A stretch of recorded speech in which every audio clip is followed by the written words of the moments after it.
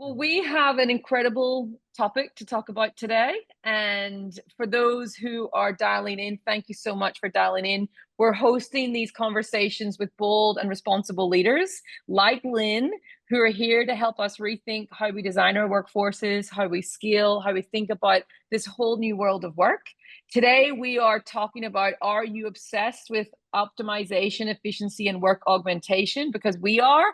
And I think, Lynne, I don't want to steal, and I wouldn't even do half a good job of explaining who you are and sort of where you come from in your walk of life.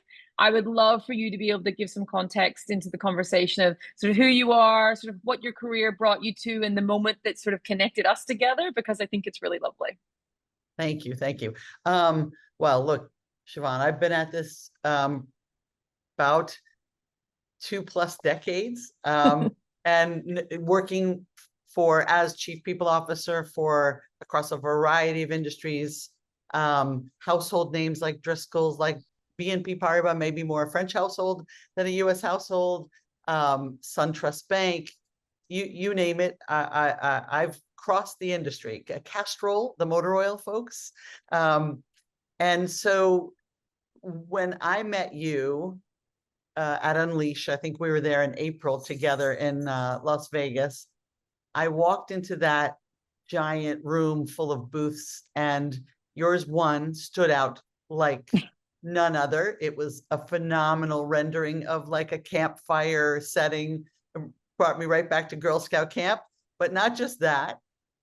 When I saw what you were doing and how you were thinking about things, I was very intrigued and excited, because I would say in my last big opportunity was at Zoom, which we'll talk about. But when I was there, and probably well before that, I was really trying to think about what you had done, which is put together this idea of what are these jobs? What are they all about?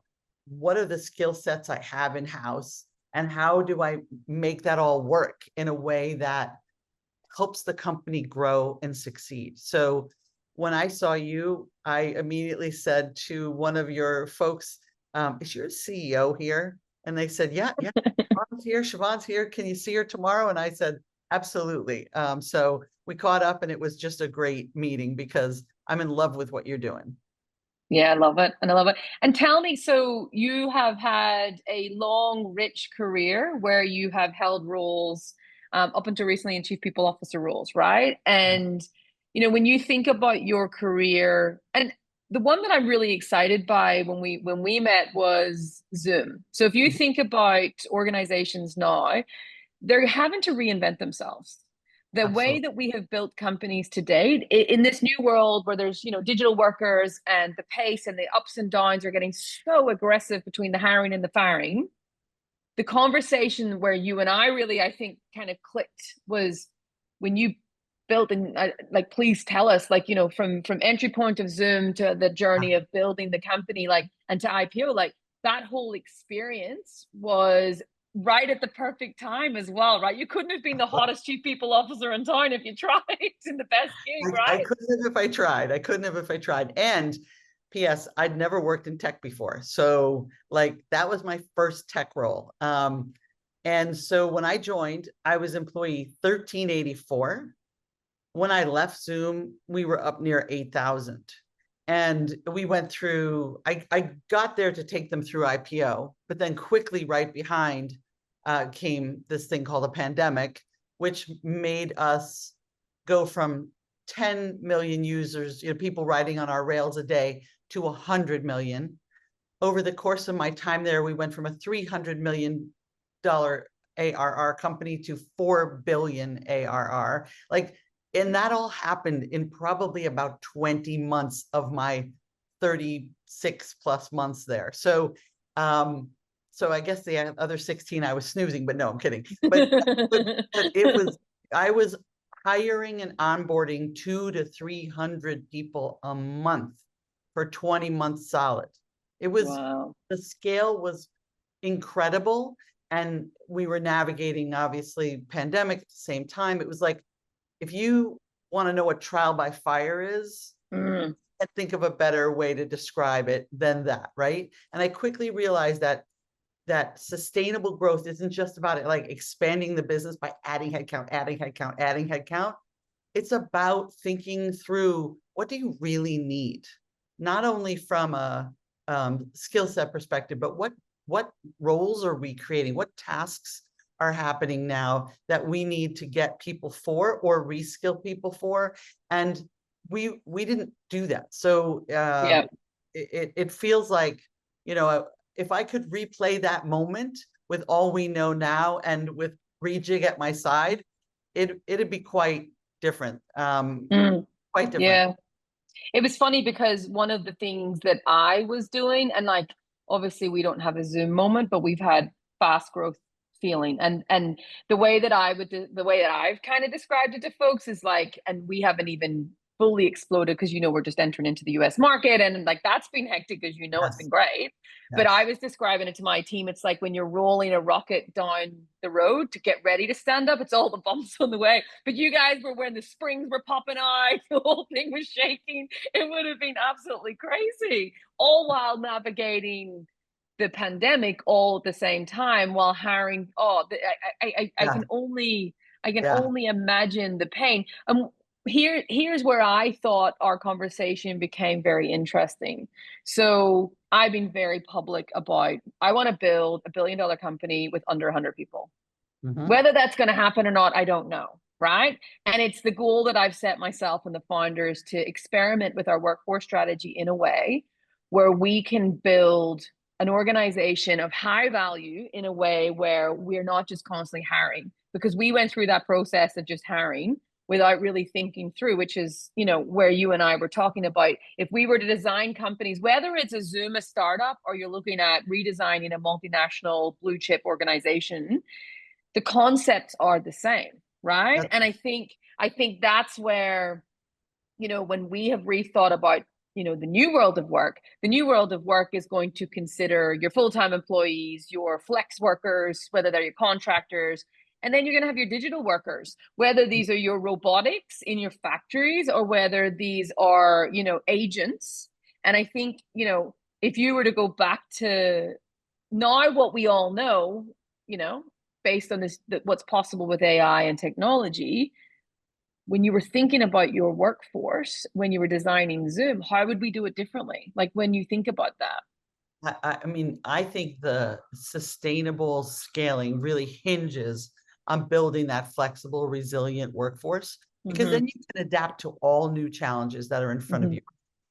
AI, task automation, they give you like critical tools for identifying areas of inefficiency, freeing up human capacity so we can do more strategic work. I mean, I think, we were just hiring customer service person after customer service person after salesperson after, and if I could do it all over again, I would totally do it in the fashion that you described, because I think there are so many of those roles had aspects that could have been automated. We could look at agents.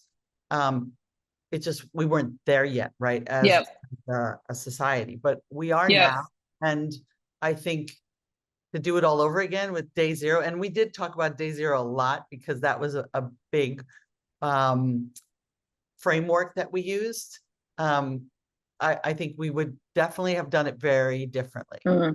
Yeah. And I told you about like our day zero founder thinking was very much so. We regularly do day zero quarters now. I was like, if we were starting this all again, like what would we do? Like constantly that reinvention of are we solving the problem?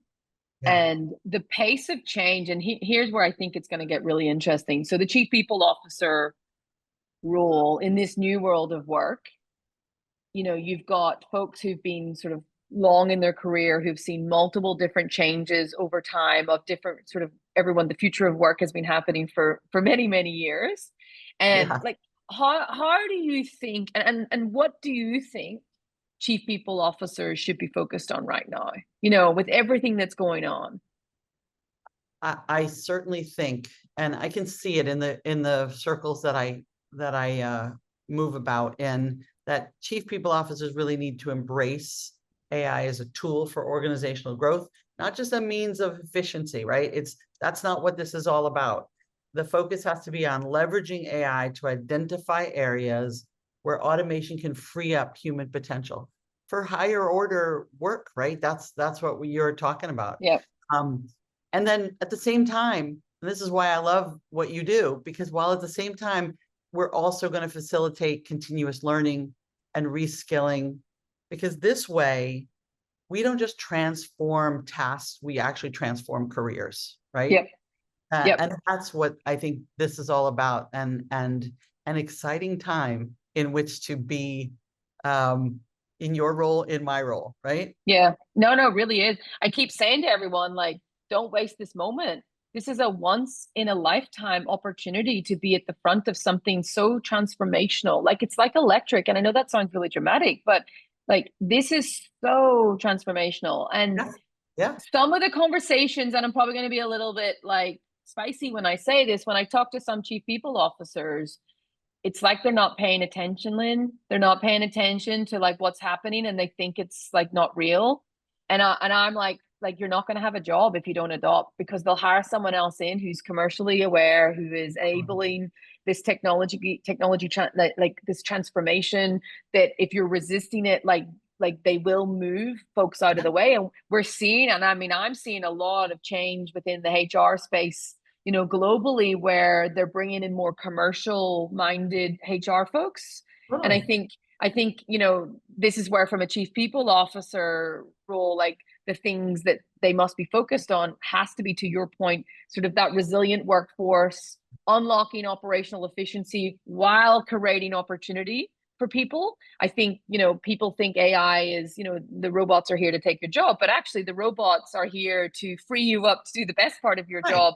Right. If the robots are used correctly. If a good chief people officer has thought about this and done his or her homework, they will see where the highest impact areas are to think about AI. Yes. I mean, I think it's all about like threefold for a chief people officer, because I think we're people too, right? And I think fear abounds in our population as well. So it's all about feeling comfortable enough to touch it yourself every day. It's all about what can I do in my own team to bring it in, to bear in different tasks and opportunities. And then organizationally, I heard you, I was a fly on the wall when you talked to another chief people officer, and I enjoyed when you said the idea of not thinking about this ourselves and really leading the charge on it is going to leave it to whoever, the consultants, the IT team, whoever. Correct.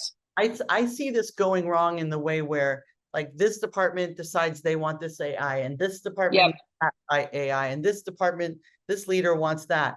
And is it the highest best use of generative artificial intelligence or not? Are we, you and I had this conversation early on, are we taking out the receptionist at, you know, $50K a year, or are we looking at tasks of high value roles at 350, you know, whatever, 200, and saying, is there a piece of that job? And by the way, there are, you know, 30 of them. So if we don't think about that more holistically, we are going to fall behind. So I think it's imperative that we are the ones fostering this environment at the company, because it's part of what we're supposed to be doing, right? And so it comes like we have to dispel our own fears first, and then, you know, jump right in with both feet. I think the conversation, if I remember correctly, you referencing over dinner was when we were talking about, I mean, I love consultants. I work alongside a lot of transformation consultants. So, but what I can see happening right now is this will happen to the chief people officers rather than them actually designing this new workforce.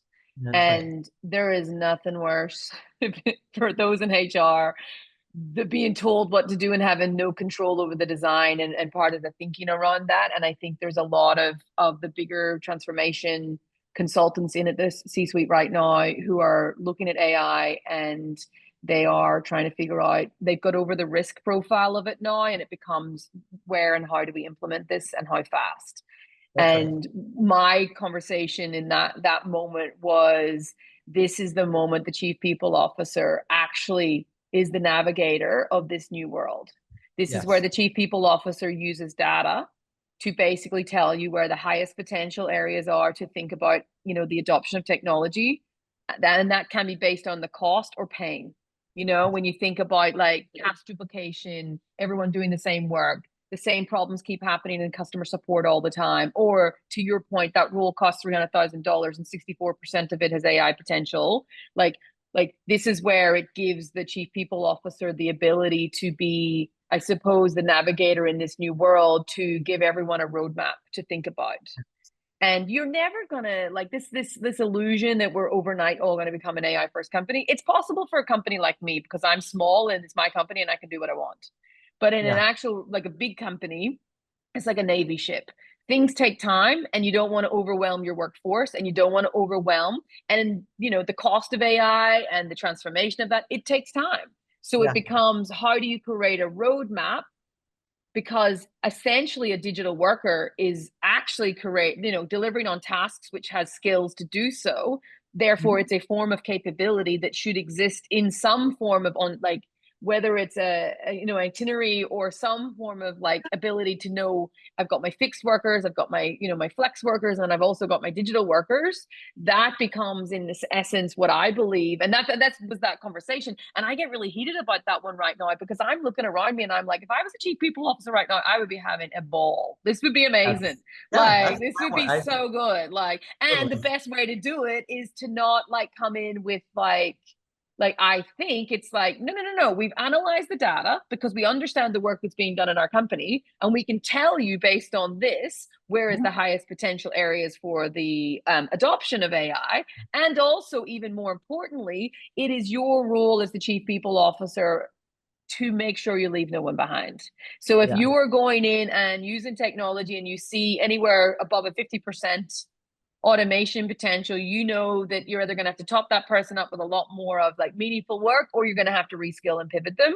So it's kind of like, how do you run your AI implementation plan as part of your workforce strategy alongside your reskilling plan?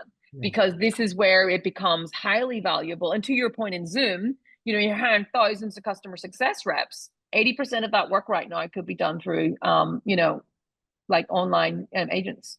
So what would you do? Would you make them redundant, or do you try and find a path to put them into other more meaningful work, right? And that's where I think the chief people officer needs to be part of this conversation. Actually, I said that wrong. They don't need to be part of it. They need to own this and drive it.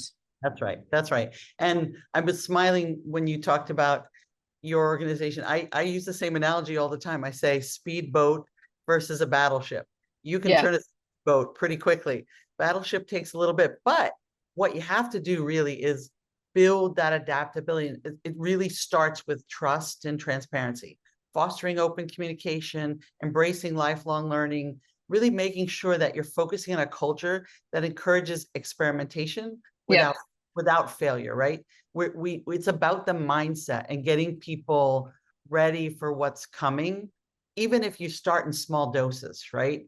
And I think that's what we possibly are overwhelmed by the largesse of what this can be. Instead of thinking about, okay, I've got to start somewhere.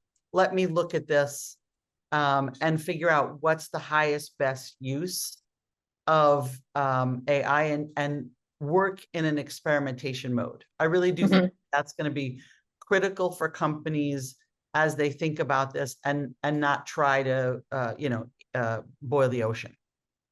Contained experiments is very hot right now. So my sales team are getting a lot more sign-offs when they use contained experiments because it feels less risky. So yeah, I completely agree. I mean, we're talking a lot about it from our lens of chief people officer. One of the things I love about you is you deeply care about culture and about your people, and you really do focus on sort of that employee and the well-being and the engagement, and a lot of the stuff you do sort of outside of work to advocate as well for underrepresented folks. I love it. like what strategies could a chief people officer sort of implement to, when people are kind of freaking out about, they're reading in the news all the time, it's all over social media, AI is coming, it's going to take my job. Like, how do you help your people future proof while maintaining that employee engagement? Like, because there's a balance between adopting AI Yeah. and then the impact to people. Like, how do you manage that? Yeah, I think integrating AI into both task automation and employee development is key. Yeah. I don't think people will be as excited about tasks being taken over by AI unless you're thinking about them too. So reallocating human resources by the best example I can talk about is in my own shop. I put in some AI to assist with interviewing. It's an interview co-pilot. It compiles the notes, it puts it together in readable form. It, it helps very much with the roundup at the end of the conversation. And what's happened is I've seen my human resource team get really excited and engaged because the value of their work just went way up. They're much more influencers. They're working directly with their hiring managers in a much more productive way than before. So you want to be able to increase that productivity and job satisfaction. And I think that's all about pairing reskilling with the AI integration, right? And so people feel supported in their career progression, which is just going to end up driving engagement and really future-proofing the organization, right? So I do think they have to go hand in hand. Yeah. And you were like the go-to chief people officer that everyone was calling during the pandemic to get advice on their workforces while you were navigating that yourself. It was, I'm sure that was, I'd love to be a fly on that wall on those calls. Everybody thought we were a completely flexible workforce where, and what the truth of the matter, Siobhan, is that we were 85% in the office. So I definitely was feeling the same pains that everyone else was. We just happened to have the tool that could alleviate some of the pain, right? So and I think it's really funny because it's like, I mean, given that network that you've got, and you understand chief people officers, you've been one majority of your career. What are the concerns? Like, when you're hearing concerns from CPOs around AI and this new, like, what is everyone afraid of? Like, what are the things that make them like kind of worried? Yeah, I think it's fear, but it's the wrong fear. Like you and I talked about earlier, I'm afraid that everybody's going to run off and do their own thing, and then I've got to try and corral it. Where I think the fear that people are living with is this misunderstanding of AI, right? And I think it's misplaced because when you implement this thoughtfully, you really can complement human work, right? You're really going to make it better for folks. I know, that seems, for me, I think that's what I'm hearing is this fear based on misunderstanding as opposed to fear of what I think could happen, which is the horse gets out of the barn, to use an analogy, and now we've got to go figure out where all the horses are and how do we get them all corralled up. So I that's what I'm seeing. And I want more conversations like this to happen because I do think that it can be allayed, and you can think of this. I mean, look, it's been my responsibility since I took this job to look at the work, look at how it's distributed. I love when you say bring the work to the worker. To me, that's exactly what I've been doing for 20 plus years. And but this is just a different kind of worker. And so I'm very energized by what's happening today. And I want us all to get there. And I think it's important that we just talk about it in the open and communicate together. Do you know what I'm afraid of? Yeah, tell me. I am afraid, and I might get in trouble for saying this, I am afraid that a lot of chief people officers are not going to have a job.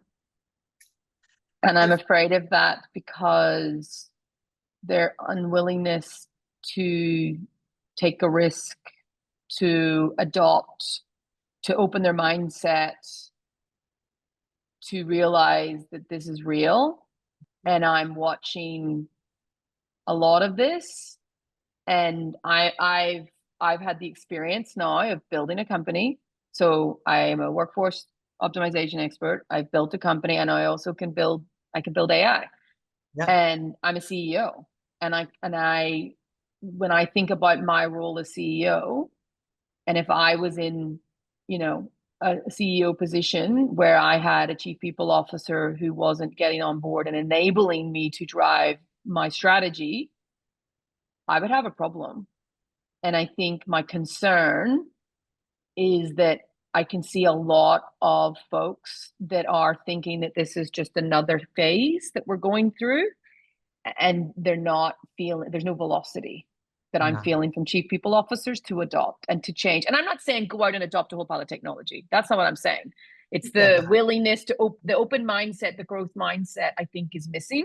And the reskilling yourself, the thing that you have done, which I have watched, even in the time that I have known you, that you have evolved so much through asking questions, even when they might seem like a silly question. You ask the question, and then I understand what's underneath the question, and then I give you more context about like what's possible, and then what does the outcome of that mean if we do these decisions. And I think a lot of folks need to be brave right now to say, I don't know the answer to that, but I'm going to go now and I'm going to try and find out, because we're not AI experts as HR people, but we want to be able to get to the level of ability where we can have conversations that are meaningful with and help our CEO drive the strategy, right? So like, I don't know, that might get me a little bit in trouble because I'm being really honest. I like trouble. You know, I like trouble. But tell me this: do you think that there are? I mean, do you think that the CEOs are even there? Yes. Yeah, you do. Yeah, Okay. I'm starting to see. Yeah, so I mean, look, it could be a combination of again, FOMO or the fear of effing up. Yeah. Right. So two drivers of human behavior.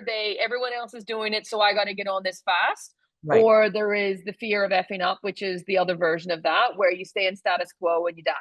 Like, so I think there is enough of a momentum now that CEOs and shareholders understand that we have been really fat as organizations, bloated and fat, and money is now expensive, and there's all these drivers. I mean, to be a CEO right now, it would be incredibly difficult in any major organization, because you've got operational efficiency is the number one agenda, AI implementation, because everyone believes at shareholder level that if you're not adopting this, that you're either going to be left behind, that your business is really slow, or your competitors are going to kick your ass because there's someone like me who's small building to come and get you.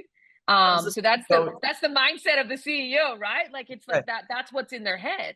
Yeah. And then they've got all the consultants in the world who are all, you know, they're ready to tell them if their chief people isn't. I get it. Well, and they want to make money. They want to make money. Like, all the consultants' job right now is to make money, to sell a new service line, and the service line is now everyone quickly adopt AI, and then like, it's all money, right? So I think that's business.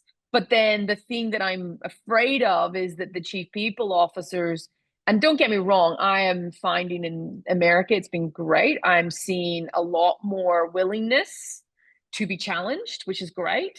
But I do see globally this kind of fear, status quo, whatever you want. It's like a rabbit in the headlight moment where people they're not going to make change. And then what's going to happen is, if the CEO is looking at their business and they're wanting to design, and if you, just to your point in Zoom, you know, day zero thinking, if you were to redesign your organization, you would be a completely different chief people officer than what you were back then, right? Yes, absolutely. Yeah. Absolutely. And what's interesting about that is that until I got to a tech company, I've been in oil and gas, I've been in banking, I've been in fintech, until I got to a tech company like Zoom, I'd never been in a place that had day one, to call it, not day zero, day one thinking. Maybe day zero is even better. But we do day zero. And literally every week we talked about if we could start over, and that's a thing that I think more companies are going to adopt, which is going to push on the chief people officer. It's like, Yep. If I were a farmer and I refused to figure out what this new piece of machinery was that was going to maybe improve the way I harvested my crop. I mean, to Yep. me, it's like, that's negligence. I Yep. mean, it's just negligence not to get in there, roll up your, I don't have any on today, roll up your sleeves. It's 80 degrees in New York. That's why. But to roll up your sleeves and really figure this out. Yep. And Yep.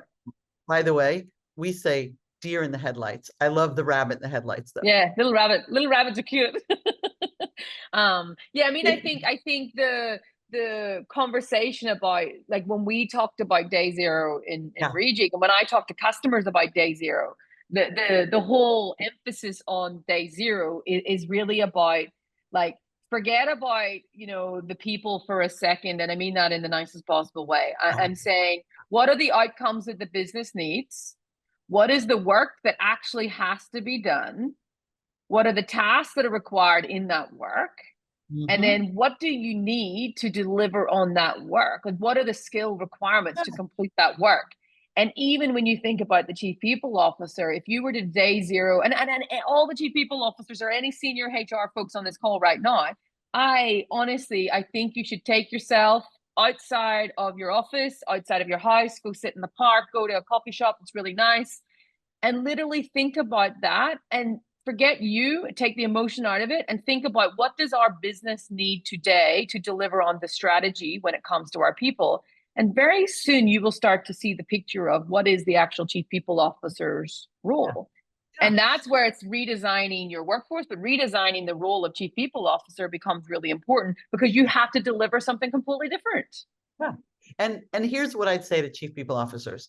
It's not really different than when, before AI came around the corner, and you had that conversation with any of your C-suite, even your CEO, and you were talking about redesigning the work, and they would say, John and Rob and Susan and Ann, and you'd say, like, names off the table.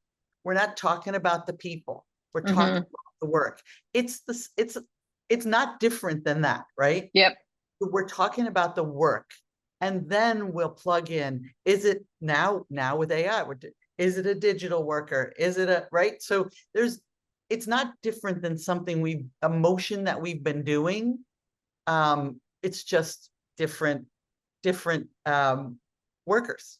Yep, agreed. Completely Right? agree. I completely agree. And I think, like, the culture, and one of the things that I'm really passionate about, and I try to be as open as possible on, because failure is inevitable when you're pioneering.